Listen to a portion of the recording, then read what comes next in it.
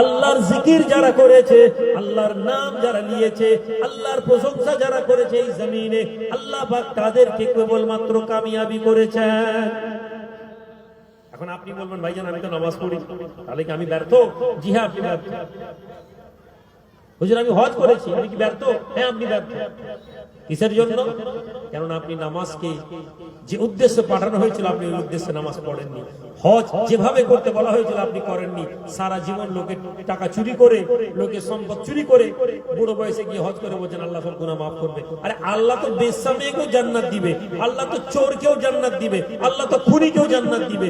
আল্লাহর জান্নাত আল্লাহ যাকে চাইবেন তাকে দিবেন। কিন্তু যুবক, তুমি যে দুনিয়ায় অপমানিত এটা তুমি কেন বুঝতে পারছো না? নাম তোমার আব্দুল রহমান, নাম তোমার জসিমউদ্দিন, নাম তোমার আব্দুল কলিম। হে আল্লাহর বান্দা, কাজ তোমার কেমন? একজন খ্রিস্টান লোককে, একজন হিন্দু লোককে, একজন ইহুদি লোককে, একজন মুসলমান লোককে দাঁড় করান আর জিজ্ঞেস করুন তো ভাই কি আছে অন্তরে? একজন ইহুদি বলবে আমাকে পয়সা কামাতে হবে, একজন খ্রিস্টান বলবে আমাকে পয়সা কামাতে হবে, একজন ইহুদি বলবে আমাকে পয়সা কামাতে হবে। মুসলমান তুমি কি বলো? তুমি বলো আমাকে পয়সা কামাতে হবে। যুবক, তুমি মোটরসাইকেলে করে বেরিয়ে যাচ্ছ, হোটেলে খেতে জড়ে দিয়ে যাচ্ছ, চিকেন নিয়ে আয় তো। একজন তোমার বন্ধু বলে দিল ভাই চিকেন খাবি? আচ্ছা এখানে হালাল কিনা? ভাই ওয়েটার বলছে ভাই চিকেন হালাল তো? সে বলে হ্যাঁ। জবাই করা তো? বলে হ্যাঁ। হোটেলে স্টাফ বলছে হ্যাঁ। মা অন্নপূর্ণা ভাতের হোটেল, জিজ্ঞেস করছে মুরগি জবাই তো? বলে হ্যাঁ জবাই। জবাই বলে দিয়েছে। তোমার কাছে খাওয়ারের মূল্য বেশি, তোমার কাছে হালাল হারামের কোনো গুরুত্ব নেই। যুবক, তোমার অন্তরে অর্থ আছে, তোমার কর্মজীবন, বন্ধু চল ওখানে অর্কেস্ট্রা হচ্ছে, ওখানে ফাংশন হচ্ছে, ওখানে ডিজে হচ্ছে, চল ঘুরে আসি। তুমি ঘুরতে গেছো, তুমি তোমার অন্তরে অর্থ, তোমার জীবনে ব্যক্তি জীবনে তোমার মসজিদের সাথে সম্পর্ক নেই। তুমি হোটেলে গেলে জিজ্ঞেস করো না হালাল না হারাম। তোমার জীবন কি? তুমি একজন অমুসলিম অন্য ধর্মের মানুষ, সেই তার কাছে জিনা বলে কিছু নেই, তার কাছে ব্যভিচার বলে কিছু নেই। তোমার কাছে আজকের দিনে যৌবন আছে, তোমার বন্ধু বলে দুদিনের জওয়ানি এনজয় করে নে।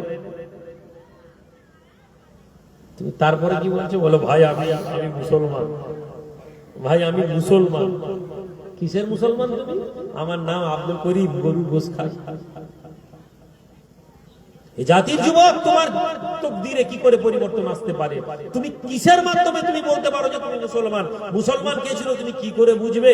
তুমি মরতে ভয় পাও, তোমার অন্তরের ভয় তোমাকে করে তুমি হুজুরের কাছে বসে তদবির নিয়ে হুজুরের হাতে নজরানা দিতে পারো, তুমি মসজিদে দাঁড়িয়ে আওয়াবিনের নামাজ পড়তে পারো, কিন্তু তুমি মরতে চাও না। দুনিয়া তোমার পছন্দ, পাশের বাড়ির লোক এক হাত জায়গা ছাড়ছে নি, তোমার রাতে ঘুম হয় না। তোমার বাপ 3 কাঠা জায়গার উপরে জীবন কাটিয়ে দিয়েছে, তুমি 3 কাঠা জায়গার উপর জীবন কাটিয়ে দিয়েছো। বুড়ো বয়সে তোমার ছেলে হয়েছে, তোমার পয়সা হয়েছে, এখন তুমি বলছো পাশের ওই 1 কাঠা জায়গাটা না নিলে আমার বড় অসুবিধা বেরোতে। হুজুর আমার বেরোতে বড় কষ্ট, ওই আগের 1 কাঠা জায়গাটা একটু করে দিতে হবে। তোমার বাপ কোথায় থাকতো? ওই মাটিতে। তুমি কোথায় কাটাতে? ওইখানে। তখন তোমার পয়সা ছিল না, তোমার কোনো অসুবিধা নেই। আজ পয়সা হয়েছে, যেমন করে ওই জায়গা চাই। তুমি জলসা শুনতে এসছো, মনে করছো হুজুর দোয়া করবে আর আমাদের ভাগ্য পরিবর্তন হয়ে যাবে। তুমি মনে করছো যে হুজুর আমাকে বলবে আরে আমরা সব নবী প্রেমী, আমরা জান্নাতি, তোমরা সব শুনে আনন্দে সুবহানাল্লাহ বলে ঘর চলে যাবে। যুবক, তোমার উপরে যে মুসিবতের ঝড় আসছে তুমি বুঝতে পারো না। তুমি যদি প্যালেস্টাইনের ইতিহাস পড়তে, তুমি জানতে যে প্যালেস্টাইনে সবচেয়ে বেশি গাদ্দারি যারা করেছে তারা হচ্ছে মিশর আর জর্ডন। মিশরের বাদশা বলেছিল তুই স্যারেন্ডার করে নে, ওরা স্যারেন্ডার করতে চায়নি। কেন? ওই স্যারেন্ডার করার পিছনে আল্লাহ এবং তার রাসূলের দায়িত্ব ছিল না, তাদের অন্য পলিসি ছিল। কি হলো? গাদ্দারি করলো, আক্রমণ শুরু হয়ে গেল। আজকের দিনে তারা প্যালেস্টাইনের একটা বৃহত্তর অংশ দখল করে নিয়েছে, অথচ মুসলমান মনে করছে যে তাদের উপরে কোনো সমস্যা নেই। লেবাননে আক্রমণ করছে, চুক্তি বন্ধ হয়ে গেছে। এরপরে সিরিয়াতে আক্রমণ করছে, যে সিরিয়াতে আজকে সিরিয়ার যে প্রেসিডেন্ট, আজ থেকে 2 বছর আগে তার মাথার দাম কোটি কোটি টাকা ছিল। আজকে আমেরিকার প্রেসিডেন্ট 2 বছর আগে যার মাথার দাম কোটি টাকা দিয়েছিল, সেই আমেরিকা তাকে বুক চাপড়ে বলছে ভাই ডোনাল্ড ট্রাম্প বলছে তোমার কটা বউ? আসছে হ্যালো সুন্দর তোমাকে গিফট। তাহলে যে বাতিল শক্তির গোলামি করলো আজকে, যে বাতিল শক্তি মাথার দাম 2 কোটি দিয়েছিল, আজ মুসলমান সেই বাতিল শক্তির সাথে কম্প্রোমাইজ করলো আর মনে করলো যে সে আল্লাহর দ্বীনকে প্রতিষ্ঠিত করে দিয়েছে। বাতিল শক্তি কাকে বলে? বাতিল শক্তির বিরুদ্ধে ভূমিকা কি? আল্লাহর নবী, দয়ার নবী, নূর নবী দুনিয়া থেকে চলে গেছেন, সাহাবারা দুনিয়া থেকে চলে গেছেন। খালিদ ইবনে ওয়ালিদ রাদিয়াল্লাহু তাআলা আনহু রাতের বেলা যুদ্ধের মাঠে মুসলমান বসে আছে। খালিদ ইবনে ওয়ালিদ বলছেন, লড়াইয়ের জেনারেল বলছেন যে একটু দেখে আসবো বিরোধীরা কি রকম অবস্থায় আছে। সেনাপতি বলছেন, না তোমাকে যেতে হবে না, দেন না আমি একটু ঘুরে আসি। ঠিক আছে যাও। এই 10 জন ছেলেকে নিয়ে যাও। হব্বুদ দুনিয়া কাকে বলে শুনেন। হব্বুদ দুনিয়ার মূল্য কি শুনেন। হব্বুদ দুনিয়া কারা বলেছিল দুনিয়াকে কি ভালোবাসা? বলেন 10 জন যুবককে নিয়ে যাও। 10 জন যুবককে নিয়ে খালিদ ইবনে ওয়ালিদ ভোরবেলা দুশমনদের খিমার মধ্যে ঢুকে ঘুরছেন, দেখছেন মদকে সব সৈন্যরা পড়ে আছে। খালিদ ইবনে ওয়ালিদ জুনিয়র ছেলে 10 জন ইনি রাসূল, সাহাবায়ে রাসূল দেখছিলেন, আল্লাহর নবীকে দেখেছিলেন। খালিদ ইবনে ওয়ালিদ বলেছেন, এই শুন, এদের উপর আক্রমণ করে দি চল। অপোজিশন হাজার হাজার লোক শুয়ে আছে, দুশমনের ঘাঁটিতে হাজার হাজার। একজন যুবক বলছে, খালিদ ইবনে ওয়ালিদ আপনি একদমই কথা বলবেন না, চলেন ফিরে যান। লড়াইয়ের সেনাপতি বলেছেন শুধু দেখে যেতে। কি বললেন? এই তোরা আমার সাথে যাবি না আমি একা লোককে চলে যাবো? এমন যেদি লোক ছিলেন সঙ্গীরা বুঝে গেল যে খালিদ ইবনে ওয়ালিদ একা চলে যাবে। একটা লোক একা হাজার হাজার সৈন্যের বিরুদ্ধে লড়তে যাবে বলছে। সুবহানাল্লাহ বলতে ইচ্ছা করে না? আপনি এর কথা ভুললেই বুঝেননি তো আপনি সুবহানাল্লাহ বলবেন কি করে? আপনি 500 টাকা দিয়ে জান্নাতে যাবেন যদি বলে এখন সবাই চিৎকার দিয়ে সুবহানাল্লাহ বলবেন, কারণ আপনার কাছে জান্নাত যাওয়ার মূল্য হচ্ছে 1000 টাকা দিয়ে আমি বক্তা, আমি পীর সাহেব, আমি মলি সাহেব, আমি 1000 টাকার বিনিময়ে আপনাকে জান্নাত বিক্রি করি। আমি একটা জলসা একটা গরুর বিনিময়ে আপনাকে জান্নাত দিই। আমি একটা চাল, এক বস্তা চালের বিনিময়ে আপনাকে জান্নাত দিই। আমি কি করে আপনাকে বোঝাবো জিহাদের গুরুত্ব? আপনার মনে হয়েছে 2 রাকাত করে আওয়াবিনার নামাজ পড়লে জান্নাত পাওয়া যায়। আপনি কি করে বুঝবেন আল্লাহর রাস্তায় জান দেওয়ার কুরবানির মূল্য? আপনার ঘরে আপনার বিবি কি করে বুঝবে যে স্বামী বাসর রাতে বেরিয়ে যাচ্ছে? বিবি বলছে একবার দাঁড়াও, তোমাকে একটু দেখে নি, কেননা আমি স্বামী হিসাবে তোমার মুখ দেখিনি।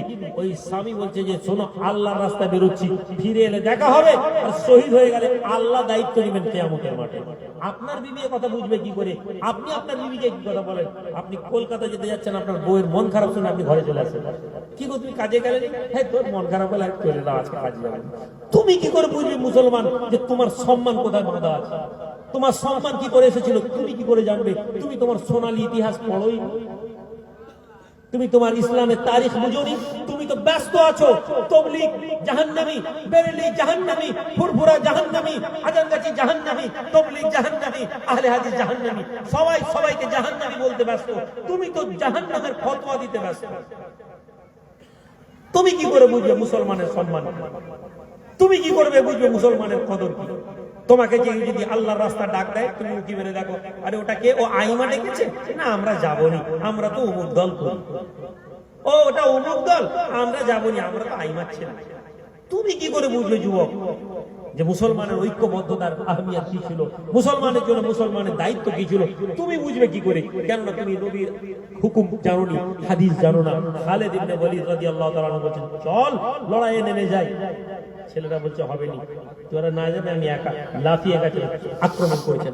10 জন লোক মিলে দুশমনের খুব খিমাতে গিয়ে দুশমনের তাঁবুর ভিতরে গিয়ে আক্রমণ করে দিয়েছেন। কিছুক্ষণের মধ্যে দুশমনেরা জেগে গেছে, চিৎকার দিয়ে সবাই অ্যালার্ট হয়ে গেছে। 10 জন লোককে গোল করে ঘিরে আক্রমণ শুরু। এমন সময় মুসলমানদের খিমাতে আওয়াজ আসছে, কোন একজন আওয়াজ আসমান থেকে আওয়াজ আসছে, এই মুসলমান খালিদ ইবনে ওয়ালিদরা আটকে গেছে, দ্রুত সৈন্যরা যাও। মুসলমান দ্রুত আক্রমণে এগিয়ে গিয়েছে। কি পরিণতি? 10 জন লোক মৃত্যু হয়ে যাবার কথা, ওই 10 জন লোক আক্রমণ করে ওদেরকে নাস্তানাবুদ করেছে। পরে মুসলমানরা গিয়ে আর বাকিদেরকে নাস্তানাবুদ করে খালিদ ইবনে ওয়ালিদের নেতৃত্বে যুদ্ধ জয়ী হয়েছে। সুবহানাল্লাহ। শুনবে খালিদ ইবনে ওয়ালিদের পরিণতি? তুমি বাঁচতে চাইছো? ওয়াকারিহাতুল মাউত, মৃত্যুকে ভয় পাও বান্দা। হে আল্লাহর বান্দা, যুবক তুমি মওতকে ভয় পাও।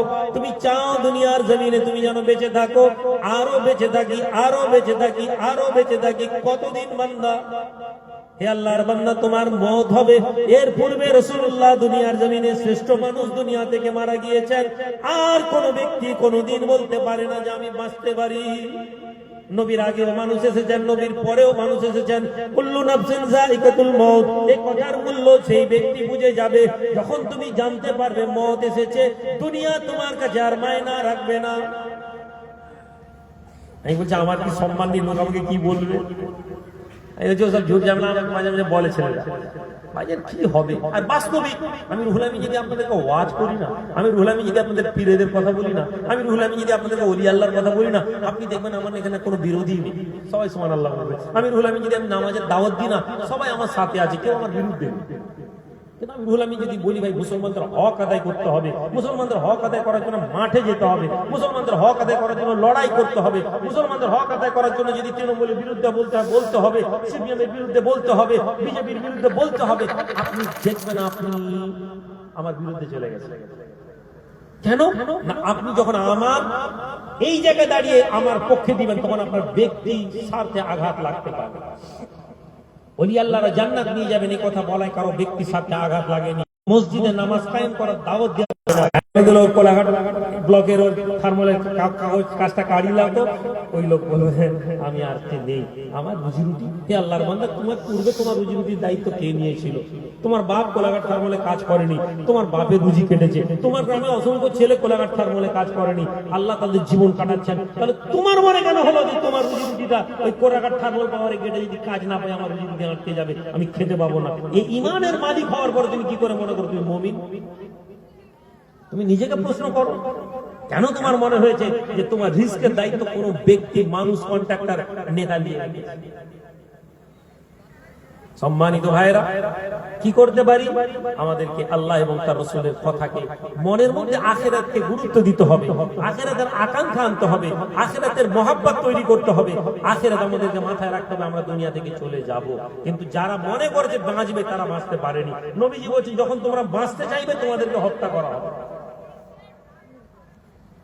খালিদ ইবনে ওলীদ বিছানায় শুয়ে আছে, বিবি পাশে দাঁড়িয়ে আছেন, ঝরঝর করে কাঁপছেন আর বলছেন, বিবি রে দেখ তো আমার শরীরের কোন অংশে কি তলোয়ারের, বল্লমের, ধনুকের আঁচড় নেই, এমন কোন শরীর আছে? আল্লাহর বান্দা খালিদ ইবনে ওলীদ এমন একজন ব্যক্তি ছিলেন, দুনিয়ার জমিনে এমন কোন জিহাদ নেই তিনি বলতেন আমি এমন কোন জিহাদের মধ্যে যাইনি যে জিহাদে দাঁড়িয়ে আমার মনে হয়েছিল আল্লাহ এই জিহাদে আমি মারা যাব, আমি শহীদ হয়ে যাব। তিনি বলেন, আমি প্রত্যেক জিহাদে শাহাদাতের আকাঙ্ক্ষা নিয়ে, মওতের আকাঙ্ক্ষা নিয়ে লড়াই করেছি, কিন্তু কোনদিন আমার মওত হয়নি। আল্লাহর বান্দা খালিদ ইবনে ওলীদ বলেন, এই দুনিয়ার যুবকেরা, জওয়ানেরা, খালিদ ইবনে ওলীদ বলেন, শুনে নাও, আমার শরীরের এমন কোন অংশ নেই যেখানে তলোয়ারের দাগ নেই, অস্ত্রের আঘাত নেই, হাত্তা কি আমার পেশাবের রাস্তাতেও আঘাত এসেছে। পেশাবের রাস্তার মতো নাজুক জায়গাতেও তলোয়ারের আঘাত আমি পেয়েছি, কিন্তু আল্লাহ আমাকে মওত দেয়নি। আমি বিছানায় শুয়ে শুয়ে মরছি, অথচ আমার বিশ্বাস ছিল আমি জিহাদে গিয়ে মরে যাব। তিনি বলছেন, যুবকেরা, মৃত্যুকে তোমরা ভয় পেও না।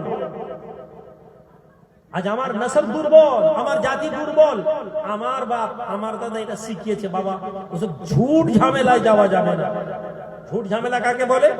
ঝুট ঝামেলা বলতে অন্যায়ের বিরুদ্ধে প্রতিবাদ করা যাবে না। এখন একটা ছেলে চোরকে ধরিয়ে দিয়েছে, দিয়ে পুলিশ সই নিয়েছে, ওতে ভয় পাচ্ছে। কেন ভয় পাচ্ছে? ওর দোষ নেই, ওর মনে হচ্ছে যদি পুলিশ ডেকে না। কিন্তু হে যুবক, তুমি যদি মনে করতে তোমাকে পুলিশ ডাকবে, তুমি পুলিশের কাছে যাবে, পুলিশ তোমাকে জেলে ভরবে, তোমার পিছনে 200 ছেলে যাবে, তারা তোমার সাথে কথা বলবে, তারা তোমার সাথে লড়াই করবে। মার্ডার করার পরে ভারতের সংবিধানে একটা লোক 2 বছর, 4 বছর, 6 বছর পর বেরোবে, তুমিও বেরোবে, কিন্তু তোমার এই লড়াই তোমাকে শুধু মজবুত করবে না, তোমার আওলাদ, তোমার বংশকে মজবুত করে দিবে। কেন? তোমার ছেলে বলবে, আমার বাপ ন্যায়ের বিরুদ্ধে লড়াই করতে গিয়ে জেলে গেছে। তুমি পকেট মারি করে জেলে যাচ্ছ, চুরি চামারি করে জেলে যাচ্ছ, লোকের সাথে মারামারি করে জেলে যাচ্ছ। এই অপমানে জেলে যাওয়া নয়। তুমি মনে করি ইমামে আযম ইমাম আবু হানিফা জেলে গেছেন, তুমি জেনে নাও বড় বড় আলেমরা, বড় বড় দ্বীনের রক্ষকরা, তাদেরকে জেল দেওয়া হয়েছে। তুমি জেলের ভয় পাচ্ছ কেন? তোমার মনে হচ্ছে যে তোমার জন্য অপমান আছে? আজ আমরা কি করতে পারি? আজ আমরা জলসা এসেছি ধর্মের ব্যাপারে, না বাস্তবতাকে বুঝলাম, না আধ্যাত্মিকতাকে বুঝলাম, না আল্লাহর রাস্তাকে গ্রহণ করলাম, না দুনিয়ার রাস্তাকে গ্রহণ করলাম, মধ্যখান থেকে শুধু আমরা গোলামি করলাম। একদল মানুষের বিরুদ্ধে অপবাদ, একদল মানুষের বিরুদ্ধে পরচর্চা, একদল মানুষের বিরুদ্ধে পরনিন্দা। আমরা মনে করলাম এর দ্বারাই আমরা কামিয়াব হয়ে যাব। সম্মানিত হাজারিন, আমি ওয়াজের মজলিস আপনাদেরকে এটা আজকে কেন বললাম, বড় দুঃখের সাথে বলতে হয়, মুসলিম সমাজ এই মাঠে, আপনি ভাবুন তো একটা জলসা হতো, এই জলসা আপনারা করতেন, অনেক লোক যুবকেরা করতেন, কি হলো? একদল লোক জলসাটা বন্ধ করে দেওয়ার চেষ্টা করল, একদল লোক জলসাটা বন্ধ করে দেওয়ার চেষ্টা করল। ভালো, আমি রুহুল আমিন সবার কাছে ভালো, এটা আমি বলতে চাই না। আমি রুহুল আমিন আপনাদের সকলের কাছে ভালো, এটা আমি কখনো বলতে চাই না। আমি চাই না সবাই, পুরো সমাজ আমাকে ভালো বলুন, তাহলে সমস্যা। সমাজের একদল লোক যদি সমালোচনা না করে, তাহলে আপনি জানবেন আপনার মধ্যে মুসিবত আছে। সব তো ভালো আপনাকে আমাকে বলতে পারে, সমালোচনা করছে মানে আপনার মধ্যে ব্যালেন্স আছে, আপনি ঠিক আছে। 100% লোক ভালো বলছে যেমন অসুবিধা, 100% লোক যদি আমাকে খারাপ বলে তাহলে আমাকে চিন্তা করা দরকার। ভাই আমাকে একটা লোক ভালো বলছে না, তার মানে আমার কাজে কোনো সমস্যা। কিন্তু বলুন তো, যারা জলসা বন্ধ করে দিলেন, যারা আলাপ আলোচনা বন্ধ করে দিলেন, যারা মনে করলেন ওটা আইমার জলসা, ওটা আইমার প্রোগ্রাম বলে সমালোচনা করলেন, কেন আপনারা আরেকটা জলসা করতে পারেন? কেন আপনারা আরেকটা আলেমকে নিয়ে আসেন? আনুন, ধর্মের কথা শুনুন, বক্তা নিয়ে আসুন, আলোচনা করুন, জলসা করুন। আমি রুহুল আমিন, আমাকে নিয়ে জলসা করতে হবে না। মেদিনীপুরে শুধু 700-800 জলসা হয়, 700-800 জলসা। আমি রুহুল আমিন 365 দিনও যদি জলসা করি, তবুও 300টা জলসার বেশি আমি করতে পারবো না। বাকি জলসা করবে কি? কেউ না কেউ বক্তা করবে। আমার বিরোধিতাটা বড় কথা নয়, আপনার উচিত ছিল আমার বিরোধিতা করার পর আরেকটা ইসলামিক প্রোগ্রাম করার, যেখানে আপনি আপনার পছন্দ মতন আলেম ওলামাকে এনে ধর্মের কথা শুনবেন। সারা যুবক জেনে নাও, ধর্মের কথা যত শুনবে তত তোমাদের অন্তরকে আল্লাহ উদার করবে। হতে পারে কোন আলেমের বক্তব্যে তোমাদের মনে জজবাত তৈরি হয়ে যায়, হতে পারে কোন আলেমের বক্তব্যে তোমাদের মধ্যে ঈমানের ওই তেজ হয়ে যায়। কেননা মুমিনরা যখন আল্লাহ এবং তার রাসূলের কথা শুনে, যখন কোরআনের কথা বলা হয়, তুলিয়াত আলাইহিম আয়াতি যাদাতুহুম ঈমান, যখন ওদের কাছে কোরআনের তেলাওয়াত করা হয়, ওদের ঈমান বৃদ্ধি পায়। কোন আলেম তোমাদেরকে কোরআনের কথা শোনাবেন, তোমাদের ঈমান বৃদ্ধি হয়ে যাবে। আমি তো কখনো তোমাদেরকে কথা বলিনি যে আমার সঙ্গী হয়ে যাও, আমার পক্ষে হয়ে যাও, কিন্তু আমি বারবার বলেছি ইসলামের হয়ে যাও, দ্বীনের হয়ে যাও। কোন এক আলেম, কোন এক সংগঠনের ছত্রছায়ায় দাঁড়িয়ে তুমি যেন প্রতিবাদ করো, রাস্তায় দাঁড়িয়ে প্রতিবাদ করুন, অন্যায়ের বিরুদ্ধে কথা বলুন। অন্যের সমালোচনা করা শুধু দুর্বলদের প্রমাণ। আরে ওর সবাই সরকারের ইমাম ভাতা লিখছে, আমিও লিখছি। এই যুবক, তুমি ইমাম ভাতা, তুমি ইমাম ভাতা ছুড়ে দাও। যে আল্লাহর ঘর তুমি ওয়াকফে, তুমি নামাজ মসজিদে আল্লাহর ঘর করেছো, ওই মসজিদকে তুমি যে সরকারের ভাতা দিচ্ছ, ওই সরকার সহযোগিতা করছে কেন্দ্রকে যে এইখানে ওয়াকফের প্রপার্টি গুলো কেন্দ্র যেন করে নিক। আমি ডাইরেক্ট তোমাকে মারবো না, কিন্তু তুমি জেনে নাও কুল্লু কুফরুন মিল্লাতুন ওয়াহিদা, এই শব্দের অর্থ তুমি জেনে নাও। সমস্ত বাতিলেরা এক জায়গায়। তুমি শুধু মনে করো সিপিএম আলাদা, তৃণমূল আলাদা, কংগ্রেস আলাদা, বিজেপি আলাদা, জেনে নাও এরা এদের বুনিয়াদে সবাই এক জায়গায় দাঁড়িয়ে আছে, সেটা হচ্ছে মুসলমানদেরকে কখনো অধিকার দেওয়া হবে না। এই সত্য তুমি যদি না মানতে পারো, তাহলে তোমার আমার মজলিসে বসার কোনো দরকার নেই। তুমি যদি মনে করো যে তোমার অধিকার সিপিএম ফিরিয়ে দিবে, 34 বছরের রাজত্ব তুমি জানো এরা কি করেছে। আজকে তুমি মমতা ব্যানার্জি আমাদের মুখ্যমন্ত্রী মাথার ঘোমটা দেখে তুমি মনে করছো যে আরে আমাদের মতো দরদি, ইনশাআল্লাহ মাশাআল্লাহ বলেছো, কিন্তু এই মহিলাই তোমার প্রপার্টিকে, ওয়াকফের সম্পত্তিকে, আল্লাহর ঘরকে কেড়ে নেওয়ার পরিকল্পনা করছে। আর তুমি বলছো ভোটে যদি বিজেপি এসে যায় মুসলমানদের ক্ষতি। আর কি, আল্লাহর ঘর তোমার হাত থেকে বেরিয়ে যাওয়ার কাজ হচ্ছে, আর তুমি বলছো মুসলমানের ক্ষতি। কি করতে পারি ভাই? একটাই প্রমাণ, রাস্তায় দাঁড়িয়ে প্রতিবাদ শুরু করুন, নামুন। আমি রুহুল আমিন, আমি ডাকিনি, যে ডাকছে চলে যান। আপনি আইমার মেম্বার, আমি কখনোই কথা বলিনি। আপনাকে যখনই দেখবেন কওমের হয়ে কেউ ডাক দিচ্ছে, নেমে চলে যান, লড়াই চলে যান, লড়াই করুন, প্রতিবাদ করুন। আর আপনার যদি মনে হয় আমি চেষ্টা করছি, আমি রুহুল আমিন ডাক দিয়েছি, আসুন আমার কাছে দাঁড়ান। আপনি ভালোভাবেই জানেন রাজনীতি থেকে আমার লেবার কিছু নেই। ইনশাআল্লাহ আমি রাজনীতি থেকে কিছু নেব না। আমার আল্লাহ আমাকে তৌফিক দান করুন, আল্লাহুম্মা আমিন। রাজনীতিতে আমার এমএলএ এমপি হওয়ার কোনো স্বপ্ন নেই, আর আমি এটা হতেও চাই না। কিন্তু হ্যাঁ, আপনি যে কথা বলতে পারবেন না, আমি রুহুল আমিন সে কথা বলে দেব। কালকে যদি আমাকে বিজেপির কোনো নেতা ডাকে, আমি গিয়ে বসে তার সাথে কথা বলতে পারি, তবে আমি জাতির ব্যাপারে কম্প্রোমাইজ করবো না ইনশাআল্লাহ। আমাকে যদি তৃণমূলের কোনো নেতা বড় নেতা আমার কাছে আসে, আমি তার সাথে গাড়ি আমার দরবারে চা বিস্কুট মিষ্টি খাইয়ে তার সাথে কথা বলবো, কিন্তু আমি ঘর বন্ধ করে তার সাথে কোনো কম্প্রোমাইজ করবো না ইনশাআল্লাহ। কেননা আমি অতীত এটা করিনি, সুতরাং আমি আমার রবের উপর বিশ্বাস রেখে বলতে আগামীতেও তারা আমার ইমানকে নষ্ট করতে পারে না। যারা আল্লাহর উপরে তাওয়াক্কুল করে, আল্লাহ তাদের সাহায্যকারী হয়। আপনি এই বানের উপরে আসুন, আপনি দেখতে পাবেন এই কথার দাম কোথা থেকে বলছেন হুজুর এই কথা। কারণ আমি যেখান থেকে ভরসা করেছি সেখানে দাঁড়িয়ে আমাকে কথা বলতে ভয় পায়। মুসলমান পারস্যের বাদশা মাহমুদ গজনবী সুলতান যখন সোমনাথের মন্দির আক্রমণ করে লুট করলেন, সোমনাথের বড় একটা মন্দিরের একটা ঠাকুর ছিল, পুরোহিত রাজা টাজা সবাই এসে বলল যে এই মন্দিরটা আপনি ভাঙবেন না, এর মন্দির এই ঠাকুরের ওজনের বিনিময়ে যত স্বর্ণ হয় আমরা আপনাকে এই সোনা দিয়ে দিব, এই সোনা দিয়ে দিব।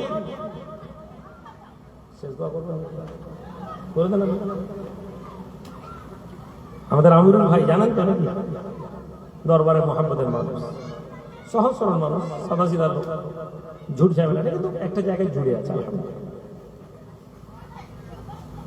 সোমনাথ ওখানকার পণ্ডিত পুরোহিত সব এসে মাহমুদ গজনবীকে হাত ধরে অনুরোধ করছে যে এইটা আমাদেরকে ফিরিয়ে দিন, আমরা নিয়ে চলে যাব, যা এর ওজন হয় আমি স্বর্ণ মুদ্রা দিয়ে দেব। তিনি বলেছিলেন যে দেখো আমি তোমাদের দেশে শুধু লুটতে আসি। ইতিহাসের পাতায় বলে মাহমুদ গজনবী ভারতবর্ষ আক্রমণ করে লুটে চলে গেছে, কিন্তু তিনি বলেছিলেন যে তোমরা এই ধর্ম পুরোহিতরা তোমরা কি মন্দিরের মধ্যে মহিলাদেরকে রেখে তাদের উপর অত্যাচার করনি? মাথা নিচু করে ফেলেছিল মন্দিরের পুরোহিতরা। রাজাকে বলেছিল এই রাজা, তুমি আজকে ঠাকুর চাইতে এসেছো, এই ঠাকুরের সম্মান তোমার কাছে আছে, কিন্তু তুমি এই বাংলার জনগণ, তোমার রাজত্বের যে হিন্দু যারা বিভিন্ন দলে, তোমরা কি সবাইকে এক জায়গায় করে নিয়ে তুমি চলতে পারবে? তুমি কি সবাইকে সমান অধিকার দিতে পারবে? মাথা নিচু করেছিল, পারো না। তুমি ব্রাহ্মণ, ক্ষত্রিয়, বৈশ্য, শূদ্র, তুমি বিভিন্ন কাস্ট সিস্টেম করে রেখেছো। তুমি মনে করো ব্রাহ্মণদের সমকক্ষ কেউ নয়, মনে করো ক্ষত্রিয়রা বাদশা হবে, ক্ষত্রিয়রা রাজ কার্যের সেনাপতি যুদ্ধ করবে, বৈশ্যরা ব্যবসায়িক করবে, শূদ্ররা তিনটা শ্রেণীর লোকেদের খিদমত করবে। শূদ্র কত পার্সেন্ট? 80%। 100% হিন্দুর 75 থেকে 80% লোক ওই 15 থেকে 20% লোকের সেবা করবে। সেবা মানে শুধু হাত খাওয়ানো, গায়ে তেল মালিশ করার, গরু চড়ানো, ছাগল চড়ানো নয়। সেবা মানে ওই শূদ্রের মেয়েরা এই বড় জাতের মানুষের ঘরের মানুষের বেটা ছেলেদের বিছানকে আনন্দের রূপ করবে। এটা ছিল তাদের ধর্মের একটা বড় অংশের কথা। আপনি আমার কথা শুনে ফেসবুকে যদি কেউ আমাকে গাল দিতে পারে, আপনি বলুন দেখি ওই শূদ্র যে গাল দিবে কোনো ব্রাহ্মণ না, গাল কোনো বৈশ্য দেবে না, কোনো ক্ষত্রিয় দেবে না, দেবে ওই সাধারণ শূদ্র লোকেরা যারা মন্দিরে যেতে পায়নি, তাদেরকে স্বপ্ন দেখাচ্ছে হিন্দু রাষ্ট্র গঠন, তাদেরকে স্বপ্ন দেখাচ্ছে হিন্দু রাষ্ট্র গঠন হবে। আর তারা এই স্বপ্নে বলছে কি করতে হবে, বলে মুসলমানকে গাল দে, নবীকে গাল দে, সে গাল দে। সম্মানিত যুবক, তুমিও তাকে পাল্টা গাল দিচ্ছ। তোমার গাল দেওয়ার কোনো দরকার ছিল না। তুমি মাহমুদ গজনবীর ইতিহাস যদি পড়তে, তিনি বললেন যে শোনো, আমি এই ঠাকুর তোমাদেরকে বিক্রি করতে পারবো না, আমি একে নিয়ে চলে যাচ্ছি, আমি একে ভেঙে দিব, তোমাদের সামনে ভাঙবো না। একথা বলে নিয়ে গেলেন, কেননা তোমরা কষ্ট পাবে। গিয়ে ভাঙলেন, ভাঙতে গিয়ে যখন মাথাটা উড়িয়েছে, দেখছে ঝনঝন করে ভেতর থেকে মানি, মুক্তা, মূল্যবান সম্পদ বেরিয়ে আসছে। আল্লাহু আকবার। যে স্বর্ণকে যদি বিক্রি করে দিত, যাক বাবা তোদের ঠাকুর তোরা নিয়ে চলে যা, এর বিনিময়ে এত সোনা পাবো, না না, এই সোনার কথা তিনি ভাবেননি। তিনি আল্লাহকে সন্তুষ্ট করেছেন, আবার মানবতাকে সম্মান দিয়েছেন। তোমাদের ঠাকুর কষ্ট পাবে, আমরা ভাঙবো তো আমরা বটে, নিয়ে যাচ্ছি। বাইরে গিয়ে দেখে সোনার থেকে বেশি মূল্যবান সম্পদ পেয়ে গেছে। জোরে বলা যাবে। মুসলমান, আজকে 500 টাকার ভাতার জন্য তুমি তোমার জীবনে শুধু ভোট দিয়ে তুমি ক্ষতি করনি, তুমি ইসলামের দুশ্মনদেরকে তুমি তৈরি করছো। আজকে তুমি গরু 1 কিলো গরুর গোশ খাওয়ার জন্য দিয়ে বলছো তৃণমূলকে দেওয়া ভোট দিতে হবে। তুমি ইসলামের শত্রু। যে তৃণমূল ভেতরে ভেতরে ভেতরে ভেতরে এমন চক্রান্ত করছে যে তুমি সেই তৃণমূলের পক্ষে আছো। কি করতে পারি ভাইজান? তোমাকে চুক্তি করতে হবে, তোমাকে তৃণমূলকে বাধ্য করতে হবে। তারা যদি বাধ্য না করে তাদেরকে হারিয়ে দাও। হয় তৃণমূল, আমার কোলাঘাট ব্লক, আমার এই কোলাঘাটের সংখ্যালঘু মানুষেরা বেশি আছে, আমার এখানে একজন এমএলএ দিতে হবে, যে লোকটা খান, শেখ, সৈয়দ নামের টাইটেলে থাকবে, আমি একে ভোট দিব। সারা জীবন আমরা ওই ভট্টাচার্য, চ্যাটার্জি আর রায় বসুকে দিতে পারবো না। এ কথা বলতে মুসলমান তোমাকে হবে। তুমি এ কথা বলো, আর যদি বলতে না পারো তাহলে তুমি জেনে নাও তুমি মুসলমান হিসেবে নিজেকে গর্ববোধ করো না, গোলামিকে মেনে নাও। তুমি এ কথা বলো না যে আমার মসজিদটা ওয়াকফের হয়ে গেল, বিজেপি দখল করে নিল, এ কথা তুমি বলো না। তুমি আফগানিস্তানকে দেখোনি, তুমি আমেরিকার রিসেন্ট নিউ ইয়র্কের মামদানিকে দেখোনি, জোহরান মামদানি। তুমি বলছো কি করে আমরা 30% লোক কি করে জিততে পারি? তোমাকে কে বলেছে যে ভোটটা কার কে মাধ্যম থেকে দিবে? তোমার কি মনে হয় যদি শুধু ভোট মানুষ প্রচার করে দিত তাহলে তো বিজেপি অনেক আগে ক্ষমতায় এসেছে? ইয়া মুকাল্লাফুল কুলুব সাব্বিত কুলুবানা আলা দীনিক। হে আল্লাহর বান্দা, তুমি যখন আল্লাহর কাছে বলবে আল্লাহ আমার অন্তরকে, আমার কলবকে যিনি পরিবর্তন করার কারণেওয়ালা, দৃঢ়তার সাথে আমার অন্তরকে আপনি দ্বীনের উপরে রাখুন। ইয়া মুসাররাফুল কুলুব, অন্তর পরিবর্তনকারী। অন্তর পরিবর্তনকারী কে? আল্লাহ। জোহরান মামদানি 30% মুসলমান কি করলো? আমেরিকার লোকেরা বললো, এই তুমি বলো তুমি কনজারভেটিভ পার্টির লোক নয়, রক্ষণশীল পার্টির লোকের কথা বলবে না, তুমি বলবে আই এম লিবারেল মুসলিম, আমি উদার মুসলিম। এই তুমি বলবে না মুসলমান, তুমি বলবে আমি উদার মুসলিম, তুমি কনজারভেটিভ, এটা বলবে না। জোহরান মামদানিকে বললো সব জায়গায় মুসলমান, এই কথা বলার দরকার নেই। জোহরান মামদানি মাইক ধরলো, প্রথমে বলতে লাগলো আই এম মুসলিম, আমি মুসলমান, আমি মুসলমান। পৃথিবীর সবচেয়ে এক্সপেন্সিভ সিটি নিউ ইয়র্ক, পৃথিবীর সবচেয়ে কস্টলি সিটি নিউ ইয়র্ক, পৃথিবীর সবচেয়ে হাই প্রোফাইলের লোক থাকে নিউ ইয়র্ক। সেই নিউ ইয়র্কে 30% মুসলমানের কন্ট্রোল যাদের, সেই 30% মুসলমান কন্ট্রোলের জোহরান মামদানি, সেই মুসলমানের নিউ ইয়র্ক হলো। আপনি নিউ ইয়র্কের মেয়র হলো, আপনি জেনে নিন তার মেয়র হওয়ার পেছনে যদি ইচ্ছা থাকে, আল্লাহ পাক তার অন্তরকে ওই নিউ ইয়র্কের পরিবর্তন করেছেন। সেই মানুষটাকে আল্লাহ নিউ ইয়র্কের মেয়র বানিয়েছেন। আমেরিকা বলেনি, ডোনাল্ড ট্রাম্প বলেনি, সন্ত্রাসবাদী বলেনি, মুসলমানদের বিরুদ্ধে বলেনি, কিন্তু কি করতে পেরেছে? কিছু পারেনি। খ্রিস্টান লোকের মনে হয়েছে না, এ লোককে আমরা সহযোগিতা করতে হবে, এ লোককে আমাকে সহযোগিতা করতে হবে, এ লোককে আমাদেরকে দান করতে হবে, এ লোককে আমাদেরকে ভোট দিতে হবে। তাহলে কোলাঘাট ব্লকের যুবক কেন তোমাদের মনে হচ্ছে না, যেখানে অলরেডি 45 থেকে 50% সংখ্যালঘু মানুষ আছে, কেন তোমাদের মনে হচ্ছে না যে আগামী এমএলএটা আমরা তৈরি করতে পারি? কেন সিপিএম এর ছেলেরা কথা বলবে না, সিপিএম কে ভোট দেবো না, তৃণমূলকে ভোট দেবো না, কংগ্রেসকে ভোট দেবো না, আমরা আমাদের পছন্দ মতন একজনকে ভোট দিব? তৃণমূলের সাথে অফার করে আপনি দেন, একজন পারফেক্ট লোককে দেন। আপনি একটা কয়লা চোর, ছাই চোর, খাদান চোরকে আপনি এমএলএ ছেড়ে দিব না। কোলাঘাট থেকে একজন ভালো ডাক্তারকে তুলে দিন, সংখ্যালঘু মানুষ থেকে একজন বড় মানুষকে তুলে দিন। আপনারা তো এত ইমামকে ভাতা দেন, একটা ইমামকে সংবিধানে দিয়ে যাওয়ার ব্যবস্থা করুন। এলাকার একজন ভালো ইমামকে, যে ইমাম যোগ্য মনে হবে, আপনারা তাকে দাঁড় করান। আমরা চাই একজন লোক ইমাম যেন বিধানসভায় যায়। আমরা এটা বলতে পারি না? আমাদের মনের মধ্যে কথা আসে না? আমাদের মনের মধ্যে কথা কেন আসবে না? আপনি বলতে পারেননি, আপনি আমাকে দায়িত্ব দেন, আমি বলি, আমি আপনার কাছে বলি, কিন্তু আপনাকে বিশ্বাস করতে হবে। তাতে যদি আপনার ভরসা না থাকে তাহলে আপনি মনে করেন যে আপনাকে পরাজয় স্বীকার করে নিতে হবে। সম্মানিত হাজিরিন, আমি আলোচনা শেষ করব। খাস করে ভাই আজকের এই আলোচনা করার পিছনে অনেকগুলো কারণ, তার মধ্যে একটি গুরুত্বপূর্ণ কারণ হচ্ছে আগামী 6 ডিসেম্বর, আগামী 6 ডিসেম্বর আমরা অল ইন্ডিয়া মাইনরিটি অ্যাসোসিয়েশনের পক্ষ থেকে এই ওয়াকফ বিল এসে তো করেই দিল। ওয়াকফ মোটামুটি ওয়াকফের গর্দান পর্যন্ত ছুরি চালিয়ে দিয়েছে, কিন্তু প্রতিবাদের ভাষা বন্ধ করা যাবে না। আগামী 6 ডিসেম্বর ওয়াকফের জন্য আমরা চণ্ডীপুরকে বেছে নিয়েছি। প্রথমে এই রামতারা ভেবেছিলাম না, চণ্ডীপুর ওই এলাকায় কিছু বিজেপির মানুষেরা বাড়াবাড়ন্ত করছে, ওখানকার কিছু প্রশাসনের লোকেরা ইনডাইরেক্টলি বিজেপির হয়ে কাজ করছে। আমরা চাই আমাদের ক্ষমতা, আমাদের এলাকার প্রভাব আমরা তাদের কাছে পৌঁছাই, আমরা দেখাই উম্মতকে। রাসূলুল্লাহ বলছেন মুসলমান একটা শরীরের বলে আমরা কখনো কোনটাই গেছি, কখনো ভগবানপুর গেছি, কখনো নন্দীগ্রাম গেছি, এবার আমরা চণ্ডীপুরে আমাদের জেলা সমাবেশটা করতে চলেছি। আপনাদের এই এলাকা থেকে গাড়ি ছাড়ার ব্যবস্থা করা হয়েছে। আপনারা নেতৃত্ব যারা আছেন আপনারা একটা দিন আসেন, 11টার দিকে আসবেন। মনে হয় দুপুরের ছেলেরা খাওয়া দাওয়ার ব্যবস্থা করেছে, রাজু বাবুর এখানে খাওয়া দাওয়া করে 12:30 একটার মধ্যে বাস ছেড়ে দিল। আসেন, সাথ দেন, সাথ দেন না, দূরে চলে যেতে পারি, আমার কোনো দুঃখ নেই। আমি আপনাকে ডাক দিতে পারি। আমার কাছে এই মুহূর্তে এর চেয়ে বেশি কিছু ক্ষমতা নেই, আমার কাছে এর চেয়ে বেশি আমার কোনো কাজ নেই, আমার কাছে এর চেয়ে বেশি আর কোনো ক্ষমতা নেই। আল্লাহ আমাকে যেটুকু ক্ষমতা দিয়েছেন আমি ক্ষমতা, আপনি ভেবে দেখুন। আমি যদি মনে করি এই কথা না বলে 1 ঘন্টা আমি সুবহানাল্লাহর একটা ওয়াজ করে দিয়ে যেতে পারি। আপনার মনে হচ্ছে যে ভাইজান এসব কেন বলছেন, কিন্তু আমি বলেছি, কারণ এই বলার পেছনে আল্লাহকে সন্তুষ্ট করা। বহু মানুষ বহু কিছু বলেছে। হুজুর কিবলা দুনিয়া থেকে চলে গেছেন, কিন্তু তিনি যে দায়িত্ব দিয়ে গেছেন ওই দায়িত্ব ছাড়তে পারতেন। তিনি যে কাজ দিয়ে গেছেন সে কাজ আমি ছাড়তে পারি না। তার হুকুমকে আমি মাথায় রেখেছি। কেউ কিছু বলুক আর নাই, কেউ কিছু ভাবুক আর নাই ভাবুক, আমাদেরকে এই কাজ করতে হবে। আগামী 6 ডিসেম্বর আপনারা প্রত্যেকে যাবেন। ওই দিন আবার বাবরি মসজিদের তো ব্ল্যাক ডে, বাবরি মসজিদ ধ্বংসের দিন ছিল না, আমাদেরকে স্মরণ রাখতে হবে। আমরা যেন বাবরি মসজিদ ভুলে না যাই। তারা মনে করছে যে বাবরি মসজিদ ভেঙে দিয়ে তারা মুসলমানের অন্তর থেকে বাবরি মসজিদকে তুলে দিয়েছে, কিন্তু এটা ভুল।